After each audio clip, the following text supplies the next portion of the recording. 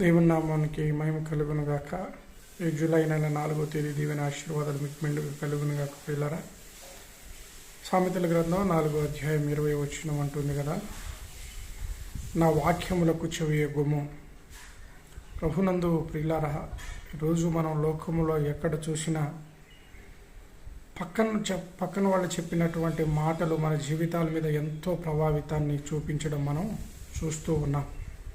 కానీ ప్రభు అయినటువంటి యేసుక్రీస్తు యొక్క మాటలు, ఆయన యొక్క వాక్యాలు మన జీవితాల మీద ప్రభావం చూపిస్తున్నాయా అంటే చాలా తక్కువ ప్రియులారా. అందుకే ఈరోజు మన జీవితంలో ఎదుగుదలను మనము చూడలేకపోతున్నాం, ఆశీర్వాదాలు మనము చూడలేకపోతున్నాం. ఉన్నతమైన స్థితిని ఎదగాలనేటువంటి తపనుంది, కానీ అది పక్కన వారి మాటల వల్ల జరగదు, కానీ క్రీస్తు యొక్క లేఖనాల వల్ల మాత్రమే జరుగుతుంది.